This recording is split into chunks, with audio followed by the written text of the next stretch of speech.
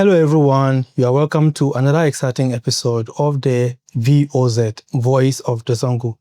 In today's episode, I have a very interesting personality with whom we are going to be having a very good discussion about himself, his journey from engineering to agriculture or farming or cow farming. And I believe this is somebody whose story has already had a direct impact on me, myself personally. And you will come to know very soon how did his story influence me and how I believe his story is going to influence many of you out there. So without wasting any time, let's get into things. Assalamu alaikum. Wa alaikum assalam. Welcome to IBG's. Thank you very much. How are you? So, Alhamdulillah, how are you, sir? I'm doing so well. Yeah. So quickly, without wasting any time, I would like for you to introduce yourself to my audience to know who you are and what you are into. Okay. So, first of all, my name is Ahmed Hadir Adam. And as you can see, I'm the CEO of Adam Farms, a livestock farm located in Ghana. Mainly at the moment, I'm into entrepreneurship, although I have an engineering background, like the host said. And hopefully today we are going to delve into my story and see how the journey began, where it has gotten to, and hopefully where we hope to get to. And so in a nutshell, I think that's what we have for our introduction. That's nice. That's nice. Yeah. Yeah. So, Mr. Ahmed, Yeah. I'm kind of curious. Okay.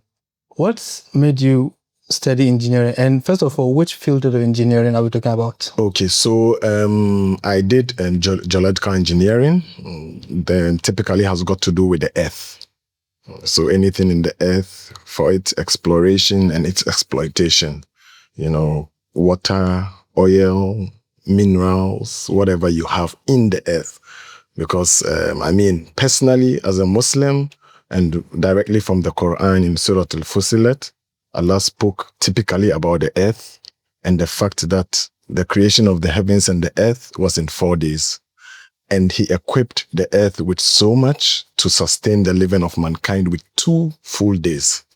And so from childbirth, after I started growing and learning the Quran, I realized the earth was created in 2 days, the heavens in 2 days, and the earth was equipped with 2 days. There is so much in the earth. So I just developed the love for geography, the soil, the earth, the rocks, and all that thing. So, gradually, I did a bit of geography in senior high. I attended Prempeh College, where I did science with geography. So I dropped biology and I did geography. And so that inspired me in the university to go into geological engineering and to a level of master's where I did petroleum geoscience specifically. And so, mainly that was the motivating factor to learn more about the earth. And I realized I had so much passion in there. Yeah, so. Wow. So, in the industry, we have what I like to say, trending topics or trending programs. Okay. Like nursing, like let's say business admin and so on. I hardly hear or meet somebody that told me before that they pursued something like this. It is something that is also well paying, as in, is it an employable skill?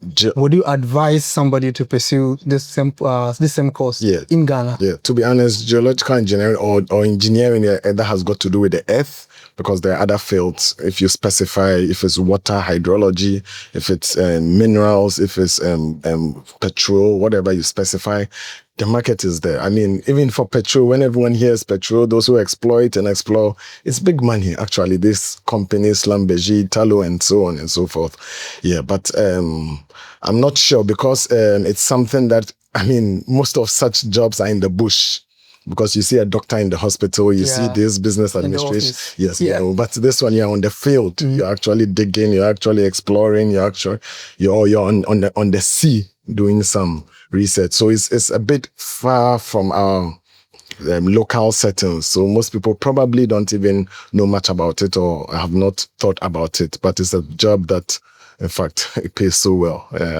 That's nice. I never met somebody before, so that's why I was curious. So now you are into agriculture. Yes. Which field of agriculture specifically are we talking about? Okay, so mainly livestock. Livestock. Cattle, sheep, mainly. The two of them doesn't match. They don't match at all. So what led you into that transition from geological engineering to agriculture, livestock? True.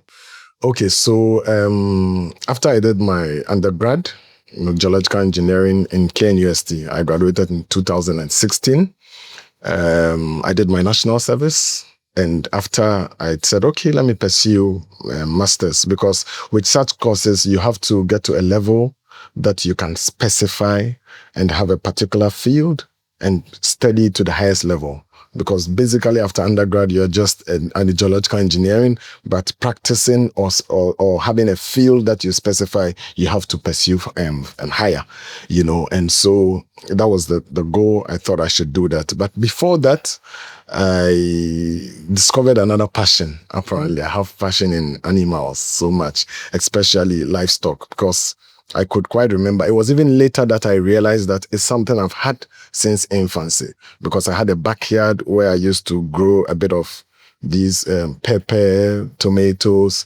Then I got to a stage, I had rabbits. I got to a stage I was doing poultry locally, as a young boy. Wow. And so I realized that passion is there. I'm not sure where I got it from, actually. But my grandfather also did a bit of cattle farming. Oh, then you know where you So got it. probably, yeah.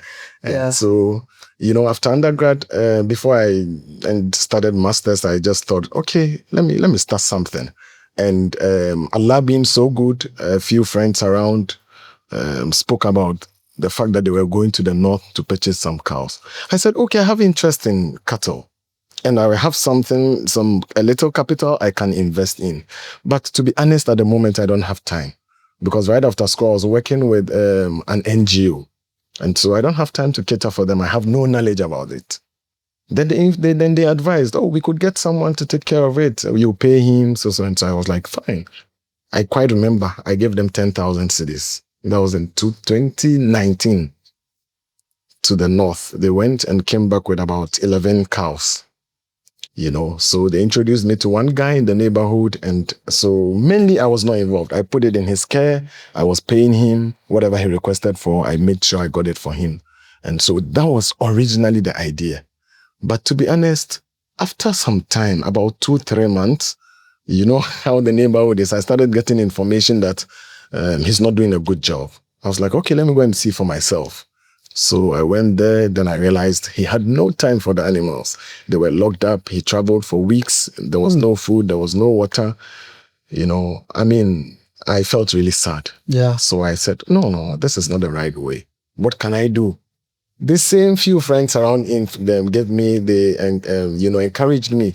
No, we could take the animals. We could start something. You have a backyard. I was like, yes, I have a backyard close to the stream. So they encouraged, we went to get some woods, and we just put up a small structure. So I had to go and take the animals. Now the animals is right behind my house. I can't sleep. I can't always step out, because I believe when you leave a stray animal to walk around, it would find its food. But once you lock it up, you are responsible to feed, cater, medication, and everything. And as a Muslim, if you are to keep an animal without catering for it, Allah would question you. And so I was obliged to start catering for them. So, that is where it started. When I had it on my own pounds to start working. So gradually I started, and in fact, that is where it started till we are today. So how many years are we talking about right now? So since 2019, that was when I got my first consignment. And after 3 months, so early 2020, I think in March, that is when I took the animals. Oh, so we're talking about 5 years into the business. This is my 5th year, yeah, that's my... Any regrets? I won't say there are regrets, honestly, because for a business, anyone who understands entrepreneurship, you can't focus on the losses and say it's a regret, or you can't focus on, once you want to build a business, you have to have the time sacrifices, and there will be losses, and there will be, moments that you might even feel like, why did I even go into this? But if you stay steadfast and committed, I believe you get there. So I don't think there are regrets, honestly. Okay, so based on what you just said right now, I haven't heard really anything about after university, I was looking for a job or something. Is it that you had no interest or passion in working with somebody else who finished university? Truly, I've always had I've always had a perception about 9 to 5, to be honest. Working under someone, it's not wrong. You're able to gather and build experience, and you're able to tap into that experience and put it into whatever you want to do. So I'm not against it, but the goal has always been to be able to have your own establishment, because I feel it's stressful. You commit all your time 9 to 5. In fact, you can't manage your time as you want. And at the same time, if you joke and you are stuck in that system, you could work your whole life under someone 9 to 5. Eventually, when you die or you fall sick or they have no need for you, they discard you and inside one. Or when they find someone better. Better, honestly. And I personally, I've always thought investing my time, my youth into my own business, definitely after some years it would pay off. And eventually it could be a family business as well. So I really didn't, honestly, I never sent an application in search of a job. That hasn't been it, not at all. Well, so the reason why I ask you this question is that, there is this perception among the youth or our graduates that after university, you have to find a job. Majority think in that direction. Yeah. And then, we have a high level of unemployment, especially in our Zongos. And one of the main contributing factor to that is the fact that we finish universities searching for jobs. You find a graduate with his degree and not working. And if you ask them, what I do right now, I'm still searching for a job. I'm not getting for a job. And I think that is kind of the wrong way to think about it. I think some of us, even though, is it fair to say it's not anyone that is born to be an entrepreneur? That's true, actually. Yeah. But then I believe out of the thousands of graduates we are producing every year, some will be able to take on that. Why do you think majority of our graduates tend to search for jobs than to establish something for themselves? Okay, so I think it's a perception from infancy. Because to be honest, for me, I don't think you have to go to school and acquire certain knowledge to be able to come and search for a job and work and earn money, to be honest. Please explain. Yes, because I feel like schooling is a form of education and knowledge that would broaden or widen your scope, would make you smarter, would make you experienced, would make you explore. Then after that, you use that mind or that experience or knowledge you have had to better your life in any aspect. Right, because the goal is not, so now any child, even in class 2, he wants to finish and do his degree and search for a job, or do his master's and search for a job. I don't think so. You can also, like we are talking about entrepreneurship, you can also start something. Right, and for us as Muslims, ideally, if you're searching for knowledge to be able to come and work and earn money, it's a wrong perception. Yes, money from jobs is a secondary benefit.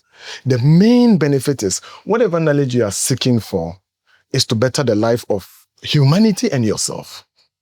So as a Muslim, you search for knowledge because the Almighty Allah has said, seek for knowledge. The Prophet has said, seek for knowledge. You are seeking for it, and that knowledge would benefit us. Today, look at civilization, exploration. We are talking about the earth. So many years ago, there was no such knowledge. And so it's for the betterment of our lives and the whole of humanity. That is the goal. You are doing it for the sake of Allah. You are seeking it to be able to help humanity. One, you get the blessings. Two, secondarily, it can come with benefits. Like you can earn a job, you can get money from entrepreneurship.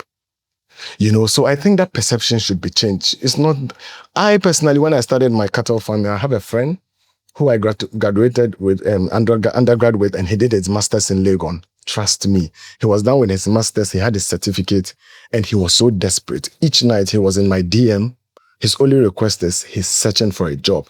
Even if it's a security job, he wants to do it because he can't just wallahi, because he can't find a dime. So it's like you invest all your time and wealth or money into schooling, you finish and you have your certificate and you are searching for a job. If you don't get a job, then you are useless. You can't do anything for yourself.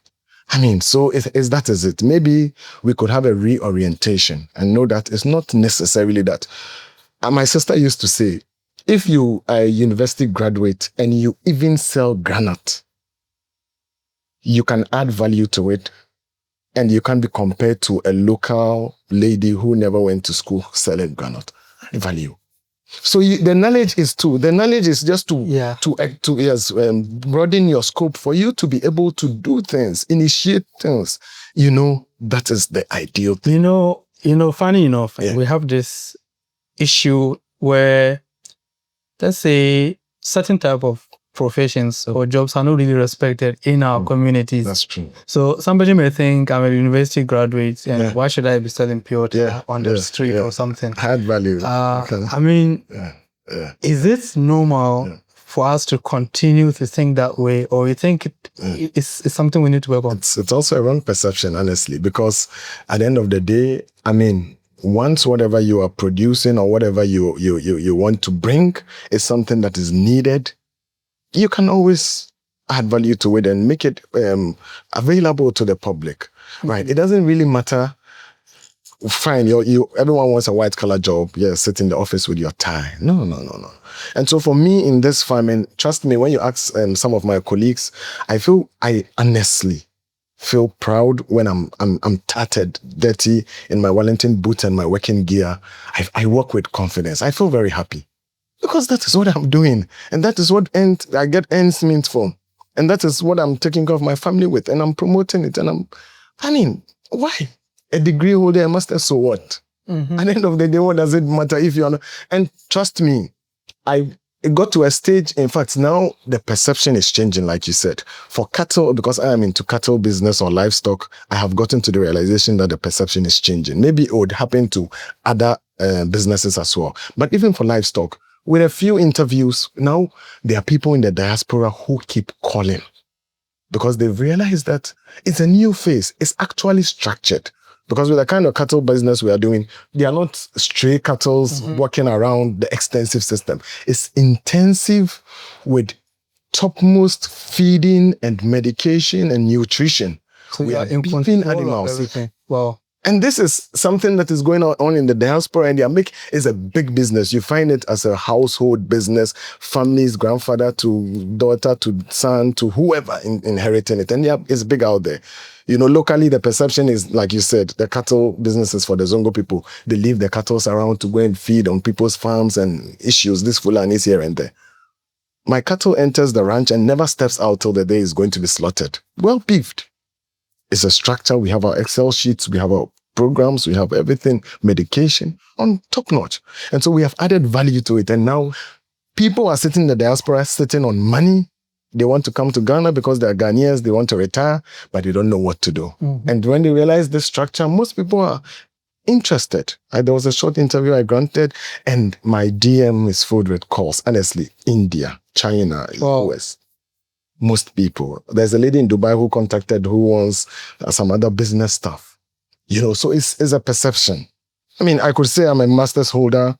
I'm going up because with such disciplines, for example, engineering, you do geological engineering, it's broad. You touch on everything, water, right, whatever. Soil, so on. Very good. You move to the next stage, petroleum geoscience, you specify. Yes. You go to another stage, maybe PhD. Then now you are an asset that a company could lift. But undergrad, you would go and work as a boy. In such firms. So there are certain disciplines you'd have to pursue to the top before you can get a kind of job to do. So if that is not your intention, then check entrepreneurship. That's It's a wrong perception. That's great. And I can resonate with what he said because let's say personally, I am into tech. Okay. And then there is this friend and a boss of mine that I work with who lives at California, USA. Okay. And I've been working with this woman for almost 2 years. It's been tech. And then to my surprise, recently, she pulled a small cattle. They have this cattle that they are very small. They don't grow. She pulled one and she carried it. And I was like, what is this? She was like, it's her pet. And she was telling me that people actually buy these small cows, they treat them as pet. And the technology she was mentioning. So I was like, yes. You are into tech. What are you doing with cows? She told me that she has 50 acres of land where she farms bulls, the big one. I was like, that's crazy. Yeah, right. That's crazy. So what he was saying is right. The perception is actually changing. Sure. And it's not, I mean, the cattle farming, personally, when I was growing, the perception I had is for the old people, the less literate. That was my thought, for the Fulanis. But then I can see before my own eyes that perception is changing, and I'm glad that you brought in that. But my question to you right now about that is, do you think cattle business is easy to start or to set up? Okay, so that goes back to one of the challenges most of the youth in this part of the country always talk about: capital. Capital has always been the issue. Some would think, okay, you are fortunate, you had 10,000 cedis to start with. I don't have a dime. And I'm not cutting you. And you know, I just finished school. I just graduated. Yeah, Where am I going to? My parents have invested my whole life in school. They are waiting for returns. After national service, why are you home? You know, so truly capital has been an issue. But I always think you could start from somewhere. I wish you can give us like a small roadmap of, let's say let's assume I have 2,000 cedis. Yes. How can I use that money to get myself into cattle farming? Maybe you want me to start from somewhere. It could be the rabbit farming, the poultry. Kindly give us like a roadmap. How you think somebody can use 2,000 cedis to get into cattle farming? Okay, so cattle, like you said, for now, I mean, if you have 2,000 cedis, even purchasing a calf is going to be very difficult. Well, yes, because the animals are quite expensive. But fine, okay, if you have the time, you could probably buy 2 goats, male and female, and start with. If you have a backyard, a small space, just have something for them. You walk around, people cook, peel their cassavas and plantain, you gather it. Yeah, people in the neighborhood might laugh at you, a graduate. It's fine. If you can go get someone to do it for you daily. You know, there are these feeds, a bag of 20 cedis, 30 cedis you buy. For good 6 months, they are pregnant. You know, they could multiply within a short time. Give yourself maybe 1 year. You might have maybe 6 goats. Okay, you want to sell them. Target these chobers, sell about 2 or sell 4 and keep the 2. Give yourself maybe a year and a half. That is if you have less capital. I know it comes with everyone who said this is what the peculiar or this is the ideal situation, because you could have death, but at least start from somewhere, something like that. Because now if you want to purchase a calf, at least 3,000 cedis. Wow. Yes, and then for cattle business, yes, you'd have to have the space where you'd keep it. Feeding is an issue, medication as well.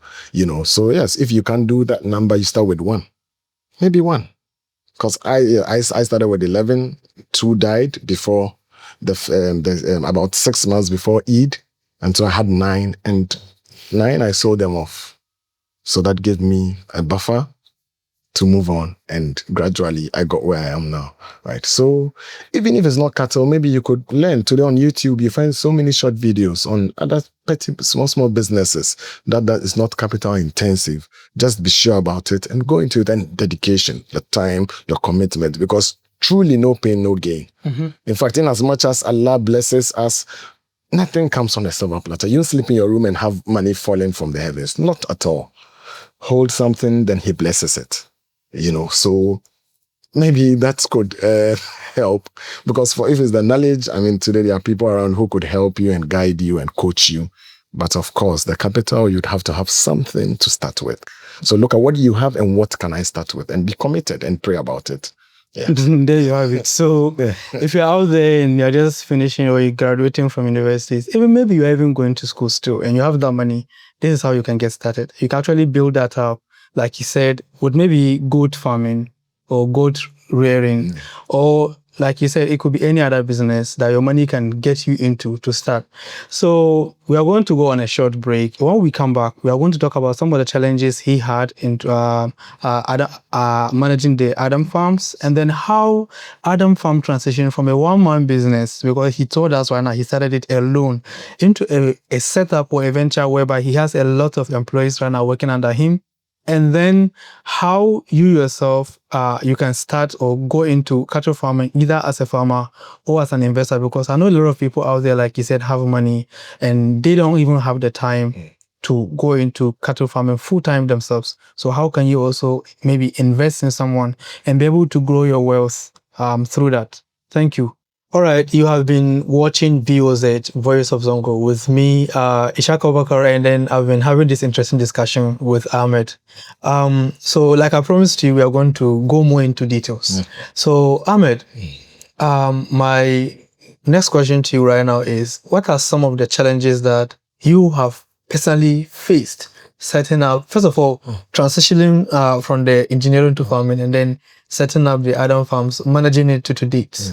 What are some of the challenges that you faced? Okay, so with regards to transition, like I said, after university, I started a business. When I got some encouragement from my friends, eventually the caretaker wasn't doing a good job, so I moved them, and I partially started taking care of them. In as much as I had other things doing, I wasn't full time. Partially, I was taking care of them, you know.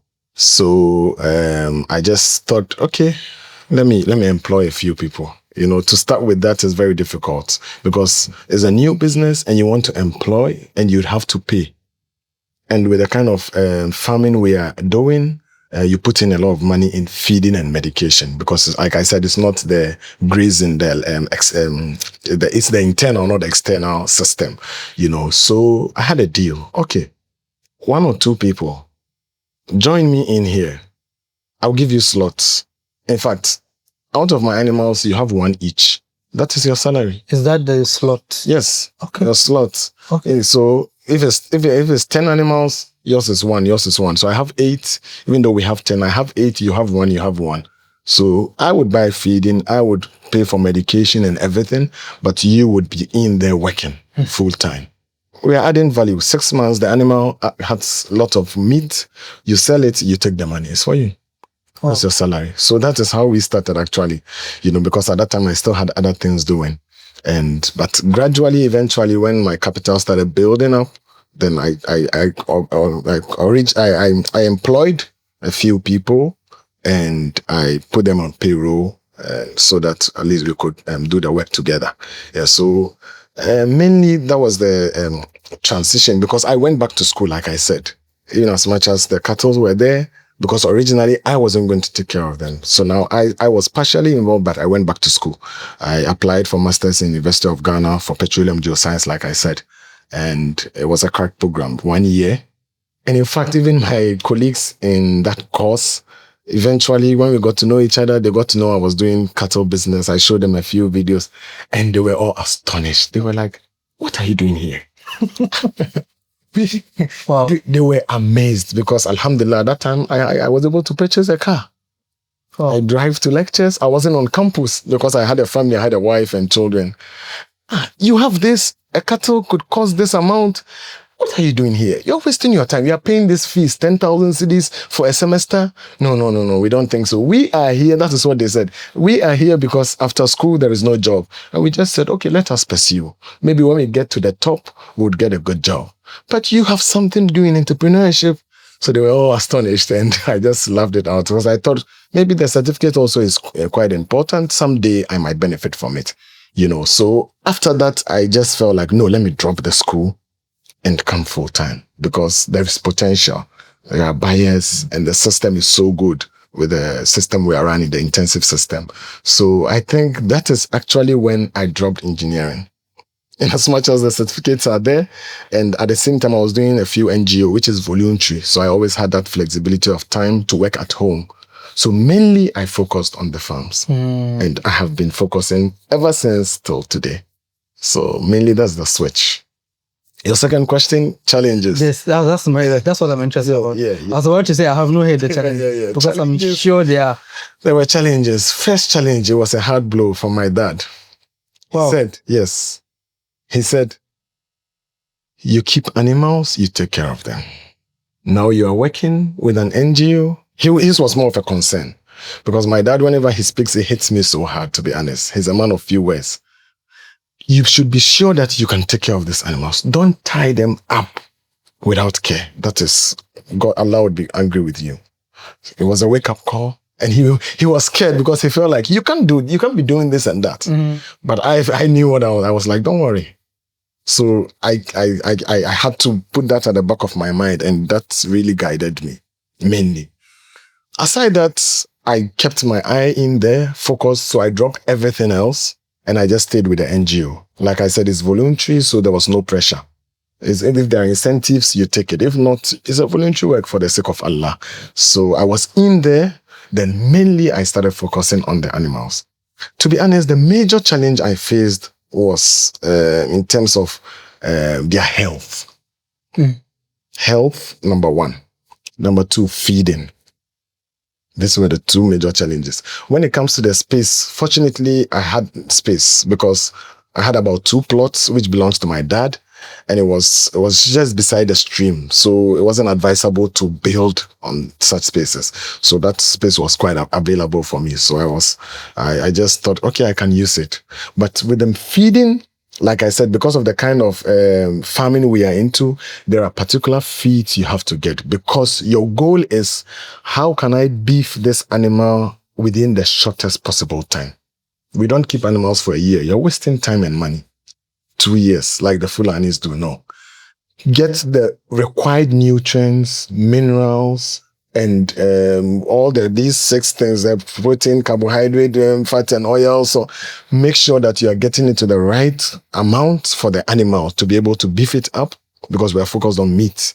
And also all the required medication and supplements to get them to get to their top notch within the shortest possible time. So outsourcing such feeds was quite a challenge, actually, because they are quite expensive and getting them is quite hard.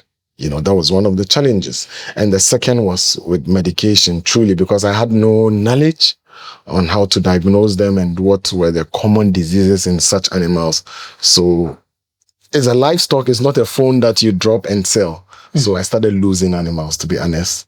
As in dying? Dying. Yeah, wow. I started losing. And I think in 2022, that was the rock year, honestly. I lost about 16 cows. 16? 16 cows. Is it small, grown up cows? Grown cows. Fortunately for me, I was able to slaughter 5 out of it, and the autopsy was done, and I got a little money from it, but the other 11 went to waste. Wow. Down the drain. At that time, it was worth 80,000 cedis, honestly. Each or no, all of them. Yeah. Wow. Yeah, those I lost at that time, actually, and that was really tough. That was really tough. And I mean, anyone going into that business, especially if you don't really know much about their health and how to treat them, because they have certain common diseases that if you don't know it, you can't treat. And if you don't clear such diseases, you would not get the animal healthy to eat. So that was when I felt like because I got motivated. So I consulted a veterinary and I said, I want to follow you for 3 or 4 years. Yes. So I consulted with the veterinary and followed him for 3 years. And alhamdulillah, today, unless you don't take me to your farm, I will diagnose for you. Oh. I would treat and I would do vaccinations for you. Mashallah. So even though it was a challenge, but I think it's a blessing in disguise, because there's no business without challenges. Challenges, that's true. Yes, exactly. So mainly that is it, because their life is a living thing. So you have to get time, comfort, feeding, medication. It has to be there. So that was the challenge. But over time, I was able to deal with it to an extent that, in fact, last year I didn't lose a cow. Because the trend was every year, it's normal to lose a cow. It's part of it. 5, 6, 4, 3, you would lose a cow. Wow. Yeah. So this year, have you lost a cow? Not at all. And then that means you're about to break the record. Alhamdulillah. Yeah, I mean, wow. So if I had given up earlier, that wouldn't have happened. Exactly. Yeah. So that has been the major challenge, and mainly space. For now, what I'm facing is space, because I have grown into the business, I've been able to exhaust the space I have, and I want more, honestly. Mm-hmm. I want more. At the same time, I'm skeptical about going out there in the bushes or the outskirts of town that's where you can have big acres to farm. But you have to be close to the animal. Yes, you have to. It means you should move there. Mm-hmm. So now that is my dilemma. Should I go into that or I should stay here? But here is now more of a comfort zone. In as much as you come and meet, I have 70 cows, 75 cows. I have a hang of them. In 2 hours, I take care of them in a day and I'm gone. So I have free time and I'm so comfortable here. So I feel like I still have time. I'm still young. I have to challenge myself. So I have to go out there. Yes. But honestly, it's a dilemma because out there. I want to challenge you on this. Yeah. So based on what you said right now, I want to say like Adam Farms right now has built like a system. Yeah. Because we have people working in Adam's Farms. Yeah. Is it that those people wouldn't be able to, let's say if you had to move outside right now to somewhere, let's say outside town where you have enough space. Okay. Is it that you don't believe, maybe I'm fooling your lectures? It's fine. They will see it, they come after you. Is it that you don't believe that they have the capacity to look after the animals for you, then you checking once in a while? Or is it that you're too passionate that you can't go far away from the animals? I think the latter is the passion. Are you taking the easy answer? It's the passion, to be honest, because alhamdulillah, I can trust them to work. There have been times I traveled for maybe 2 months and yes, they worked. They worked fully. Last year when I went for Umrah like this, they did so well. I trust them and in fact, answered my question. Yes, I'm sure they can do it. But honestly, it's the passion. It's the passion. Because with this close to me, each day, I go to the farms at least 10 times a day. Yes, because anytime I step out of the house to buy something, coming back home, I have to pass there. I have to be there. I just have to go and see. Is everything okay? This was actually one of my questions to you. That we have this kind of or let me say it's no mentality. What we have heard, it's like the cow is a pet to the Fulanis. Okay. Some say they even talk with them and all those things. I want to know if that is true. And are you able to build that kind of relationship with your cows, and like in the point that you actually talk with them and so on? Is it true? Yeah, it's actually true. I am not a Fulani. I don't know their languages. Although going to the markets to purchase cows for some time, I have picked some of their languages and I use it on my animals, and it works. And the animal? Honestly, it works. Wow. I am able to be able to calm them down. Wow. Yes, and to be able to communicate. Not so much, but petty languages I picked from the Fulani. And what I also realize is they also build a connection. Like you said, they could be your pets because they get to know you. I mean, it's a living thing. You give it food, water, medication. You clean it, the barn. You give it comfort. Wallah, I will know you. They get to know you. Yeah. They also build that. So I've actually seen that before. I visited one farm. Then the cows, all the cows were calm, just minding their business. And immediately the owner showed up, started shouting. All of them were looking at you. True, it's the same. That's a connection. It's the same. When I show up, they're all right. And they know that, in fact, I think in psychology, there is that thing also for animals. Because they are programmed to an extent that they know the time we are going to feed. They know if they see a wheelbarrow at this time, food is coming. If they see this at that time, it's that. If they see... Trust me. Wow. Yeah, they have that system, and we build that connection with them. And so you realize that they are tamed. They are not aggressive. Even if you bring it and it's very aggressive, after a while they are tamed. They are really tamed. That's nice. Yeah, with all the That's nice. Yeah. So though a bit controversial, but I have to ask because I'm driving to a point. Yeah. Did you marry after starting Adam Farms, or you were married before you started Adam Farms? Okay, for marriage, to be honest, I have always thought the earlier the better. Yeah, because as a man, it's something you would have to do. And the more you delay, I mean, I feel like you're wasting a lot of time. Better you go into it. And there is no plan, like I want to prepare fully. No. It doesn't exist. It never works. Because trust me, with what I experienced is, if you have all the money in the world and you control all the businesses in the world, you are wealthy, right? Going into marriage would shake you. It's a decision that you won't find easy. Right. Whatever stage, you have to go into it, experience it, and make it part of you. So truly, right after school, I did my national service, which started in September and had to end in August. The weekend it ended, because August is leave, so July. The weekend it ended, I got married. Wow. Yeah. I got married. Yeah. That's serious. That's serious because... and very controversial. I had no job. You see, that's why I was coming to this. Yeah. That's why I'm saying very controversial, because somebody will say, "Are you telling me to just get married because my life is not settled?" Anyway, so the reason why I asked this question is that based on this discussion we are having, to me, maybe I'm also building the wrong narrative. Okay. But the narrative I'm building right now is that cattle farming is not easy. It's not easy. Because you speak about, you are doing the intensive, meaning you have to buy their feed. Yeah. Today, even, probably if you know, like even the water you feed them, you are purchasing it. And The whole point is to let our audience know if it is something they can also go into, Right. or if not, how will they prepare themselves, right? I just finished school. And the little maybe 10,000 cedis I have taken it to buy the cows. Maybe is that the wrong decision to do? How do I apportion my capital to go into that? Because, or how are you even able to do it? Because you say you don't even have a side job. Yeah. How are you able to afford the feeding to feed these animals after start? Okay, so like you said, I mean, you wouldn't also probably, if you have 10,000 cedis, like you said, you won't put it all in there. You know, because at the end of the day, like you said, it's something you have to take care of for at least 4 months before it brings its returns. At least 4? At least 4 months, with the kind of rearing we are doing. To beef, at least, from my experience, at least 4 months. That's all into 6 months. And if you want a year, you know, so you can't put it all. So anytime, for me personally, anytime I'm restocking, in fact, with whatever amount I have, at least I know that 75% is going into restocking. There should be 25 or 30% for feeding for at least 3 months. That cushion should be there because it's something I have my record, so I'm able to tell at least how much I spend each month in feeding, medication, water, salaries, and miscellaneous. So I make that provisions as much as I can. But if you're a starter, I won't advise you put everything in there and not able to at least put a percentage in there. If it's cattle you want to start with, at least put in a percentage and have something to be able to at least cater for it for some time. Then the first deal that comes with you, even for me, sell it.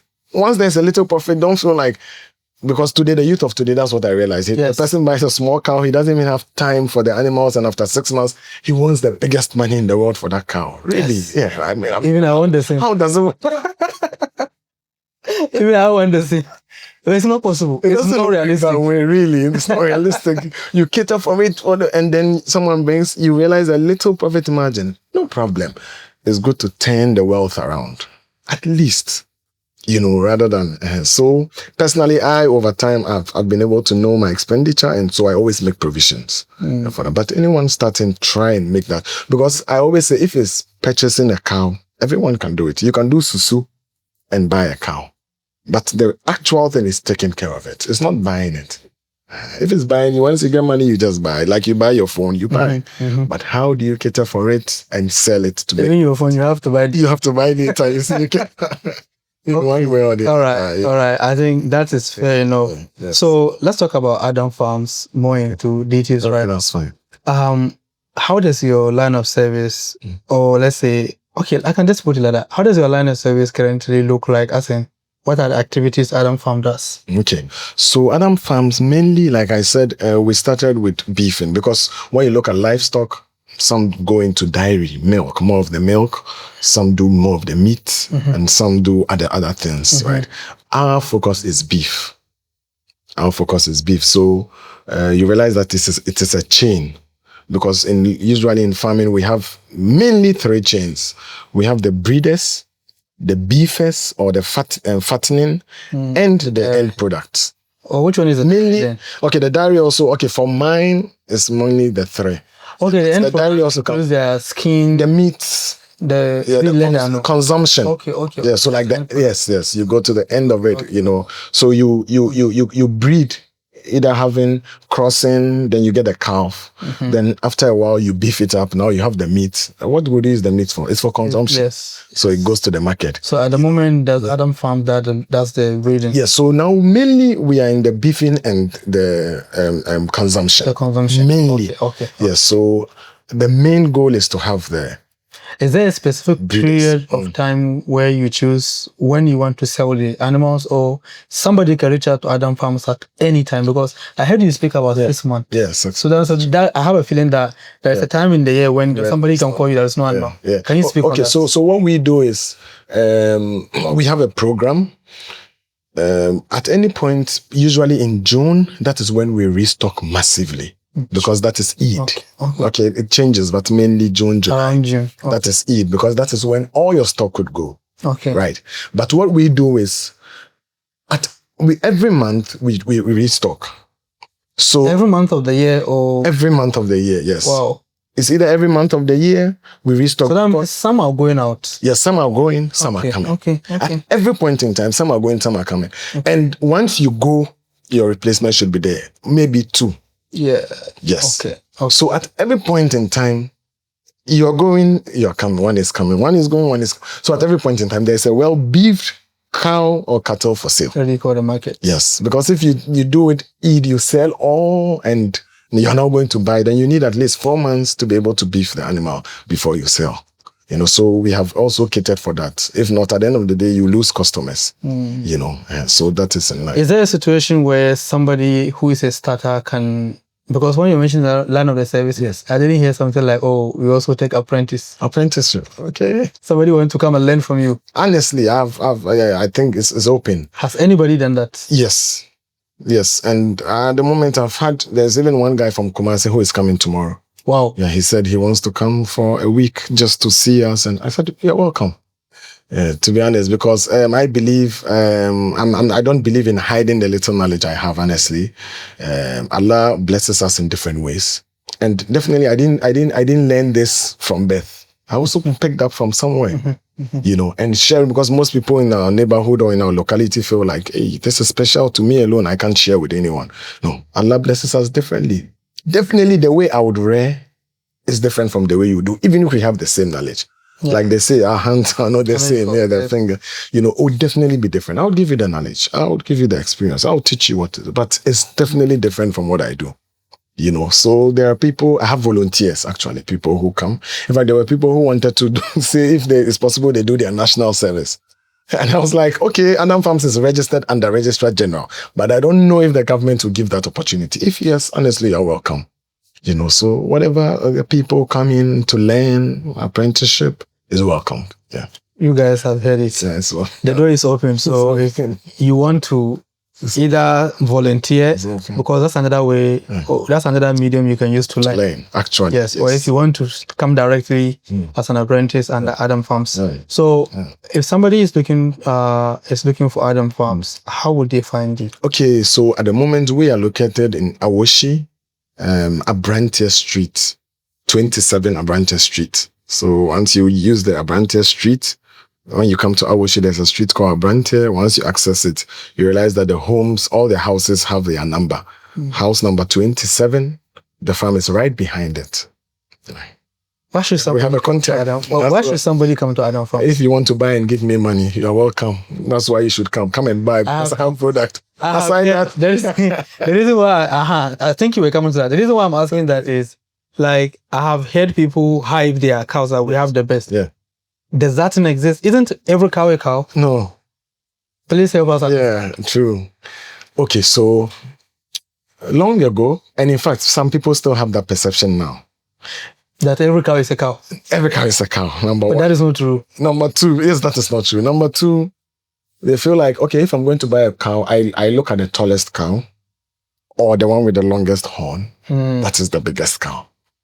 But when you're talking about cow or you're talking about meat, we are talking about weight. That's what most people miss. Because from where I sit, I don't breed. When I say breed, I don't cross to have calves yet. So I also buy. I outsource, I purchase, I take stock from the market. Yes. And the cows I buy, they're also cows. So they are cows. But why I buy them and add value and beef them up for 6 months before I sell. So if we are comparing weight level, you might see a cow in the market with long horns and big bones and tall.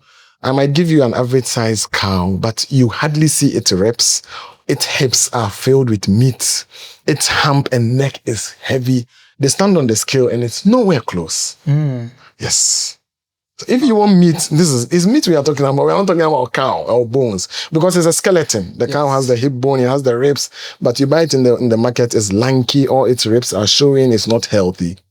With the kind of feeding and medication, they have their supplements in the right proportion. Even as a human being, when you have all your supplements in its right proportion, you grow healthy and you look good and healthy. And in fact, their meats, even the taste is quite different. Yeah, because it could be a young cow within 6 months is well beefed. The meat is soft and tender, right? As compared to you buying a very old cow in the market which has grown, it has a tough meat.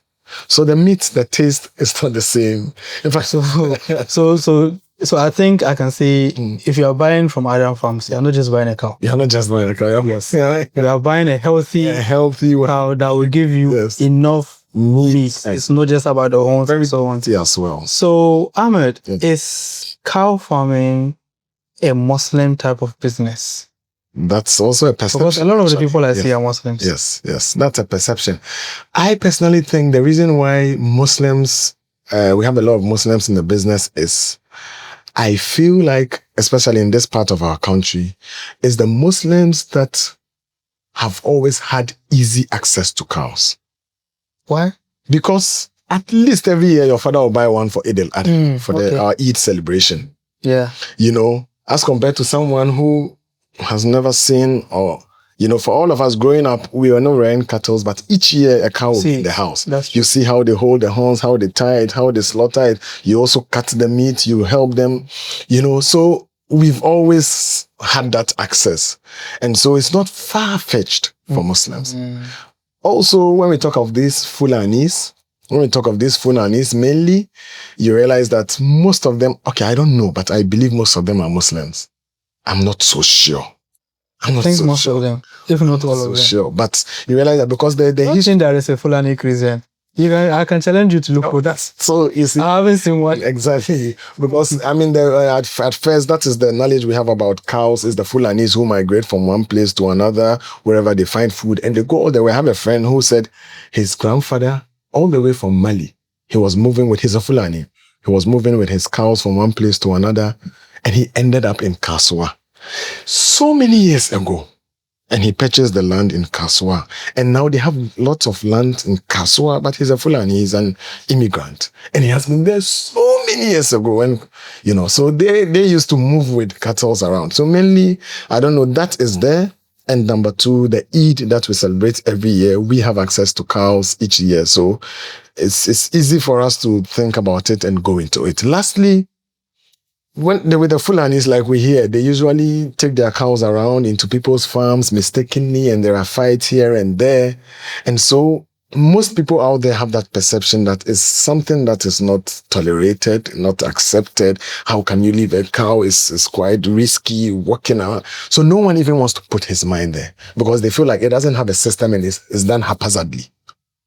Yes, but until when people realize it could actually have a structure, from one state to another, there could be a target. Now there are people are viewing it more like a business and an international business.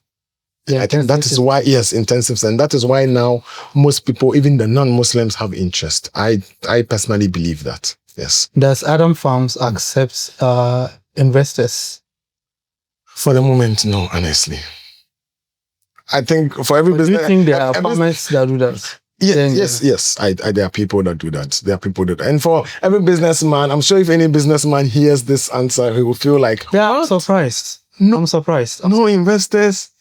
Truly, I not yet, because I've always believed in moving things at my pace. I believe in peace of mind. Yeah, someone might think I'm buying comfort, but I believe I have the capacity for now, because truly, if there are investors, it would be more beautiful. And I had a call from one guy in the US, and he was saying, in fact, in the diaspora, what they do is, I am doing beefing. I can get an investor who is going to do the consumption part. Another investor that is going to take care of the breeding. And it would be a full chain. Then the business would propel within the shortest possible time. So the breeding supplies to the beefing, the beef supplies to the... You know, and that is how most of the business out there is. It's not one-man business. Yeah. So ideally, it's the beautiful decision. All forces together. As compared to here, when someone sees you doing it, maybe the person will also go and establish small scale. Why not join forces? And, you know, we target it and do it big. So that is doable and that is best. But in this part of our country, well, honestly, with the little experience I have when it comes to such investment and I mean, it's tough. Dealing with people here is really tough. Why is it tough? It's best here. People would say we could always have lawyers in there, make sure that everything is well programmed and everyone knows what. But honestly, it's quite challenging, I think. I think it's quite challenging. Maybe a time would come after I have established well, and I think, okay, you can handle a part or a portion without it affecting me. Yes, then it's fine. Under the names of Adam Farms. But for now, I want to do it alone. I think it makes sense. Yeah, for now. And yes. If you are doing it for your peace of mind, it still makes sense. Because honestly, well, who would trade this comfort? Yes, I don't need 3 people to sign before I withdraw and take care of my wife. Honestly, that's stressful. I want to do it myself for now. I understand. I completely understand that. I completely understand that. It's been a nice conversation with you. But I know in everything or in every venture, definitely there are wrong or negative narratives or perceptions that people have about the business. And we have already talked about some. Okay. But I want to give you the platform. What are some of the negative narratives that maybe we haven't spoke about that you want to debunk on this platform about cattle farming or cow farming? Okay, I think mainly we touched on it because, like, number one, on the fact that people think it's a reckless job. That's what people think, and then you are dealing with animals and the neighborhood and people's farms here and there. That is a wrong perception with the new systems we have now, and the fact that there's another perception, like you said, is capital intensive. Mm-hmm. Okay, that is actually true, but it's not scary. How so? It's not scary because I think ideally, like I said, if you're able to have 1 cow and to start with, it's a plus. Or you're able to have 1 bull or 1 cow, maybe you want to start breeding, it's a start. At least you could have a calf after a year. At least you could have another calf after 2 or 3 years. Maybe you lose one, you know, it's a starting point. It might take time. Today, when you're looking at the world's successful men in the world, when you're going through their history and their story, they started in 1 small room, they had an old, whatever, we have that. Yeah. Yes, you have to start from somewhere. You know, and so definitely, of course, when it gets to a stage, you would have enough capital, and it's the same business that is bringing that capital or that liquidity of cash to be able to put it back in there. Because at that stage, you are not up to your self-actualization. Like most people do today, they feel like cattle farming it brings a lot of money. So the person maybe has an amount to buy 5 cows, he takes good care of them, he sells them, he buys a car. You are squandering your capital. You should go back into the business. Yeah. Still live that low life. Wait till you get to that self-actualization stage where you can cough out an amount and buy. But boys want to get comfortable. Exactly. It's a matter of time. Yeah, you have to take your time. It's a matter of time. And that is why I say I always feel very confident when most people see me working in the farms and they are surprised. I have seen your account. Yes, I would do it forever. Honestly, because, I mean, you have to be there. And that is how you're able to know the business. Today, I'll sit somewhere, maybe out of the farms, and I'll be able to coach every single thing, even the amount of feed they should give each cubicle. And what was left in, for them to be able to eat for 24 hours exact, I would give you all those details, honestly. How many sawdust we need in such space to be able to hold the animals for a month, I would give you some details. I'm in there each day. Oh. And each day you learn. This year I learned one new thing on in the farms on one of my cattle that had severe constipations. In as much as I have a lot of experience, and I've never seen that before. I never heard that before. Yes. Severe constipations to an extent. Wow. Eventually, I did a few consultations, and both I got the local way to treat it, and I was able to treat it. It's a plus to me. If I wasn't on the farms, I wouldn't even know less. Eventually, we might even lose the cow. Yeah. Because whoever you employ won't do so much as you do. But I had to go in, do some research, make some calls, and I got a solution. Oil, the granite oil or fried oil, just a little. It will peg the animal. You see it running, and after 2-3 days, you give multivites. It's good to go, and the animal is healthy. If not, after a while, we would have lost it because it's not able to free its bowels. You know, so the passion has to be there with such businesses. If the passion is not there, you think I have the money. Shortly, there are a few people who called me. They have farms, they have animals, but they're in the US. And the caretakers they always complain about the caretakers. And I keep telling them, you have to be there to be honest. Because they are putting in money, food, medication. But each day, a cow is dead. The cow was almost losing its life. We slaughtered it. So many stories. And there was one man I did a favor. He has 20 cows for 2 years. No development. So I just said, no, I'll pick it up. He called me and I said, no problem. I went to diagnose. I did 3 days injection, vaccination. After a month, I went to do 2 days. Today, when you see the animals, mashallah, Wow. you have to be there. The caretakers won't always do a good job. So the passion, I believe if you don't have the passion in the first place, you might have the money, but you might not be able to. Unless maybe you tackle the end product or the consumption. That way, you are buying, you have a butchery services to slaughter and you market and sell. Fine. But if it's beefing, you have to have that interest. Okay, so this is coming to an end of our conversation. Yeah. I know we are getting to Eid al-Adha. Okay. Well, where with the Zongo people call Obansala. Yeah, Babansi. Yes. Yeah, sure. Against Obansala, and that is the payday period for cattle farmers. That's true. So I want your final words, and then how our audience can once again, maybe through social media or wherever you are watching, can find Adam Farms, and then maybe let us know your price range so that we will know if you can come or we cannot come. I want to purchase the cows from Adam Farms. Truly. Okay, so finally, I would say, whatever you do as an individual, do it with sincerity. Open your heart, have a good heart, and be kind. I mean, this is what Islam teaches us. Allah subhanahu wa ta'ala won't have to end your sustenance to provide for someone. And always don't strive on your knowledge or your strength or anything that you have and think that is your source of sustenance. All that you do, there are means, but it's the Almighty that blesses it and provides. Just be kind, just be open-hearted, open-minded, love for everyone. And do whatever you do, and do it with love. I believe you'll be successful. Secondly, we have cows here. We have cattle, well-beefed ones. And for Eid, anyone who wants, because my stock at the moment for sale is close to 60. And so anyone who wants could come there. We have the average size. We have the big ones as well. I think the range is something from 10,000 cedis. 10 going onwards, yes. You'd have your choice, all the way to probably 40,000. That's serious. Whatever you want, come and we'll give it to you. And so we are located in Awoshie, like I said. I would share my contact as well if you want. And on social media, Adam Farms, GH, TikTok, Instagram, Facebook, you would find us there. On WhatsApp, I'll share my contact as well. Our contact is 0598 934141. 0598934141. Mainly you can reach us on WhatsApp. WhatsApp is ideal. But if you want to call directly, 0540 680239.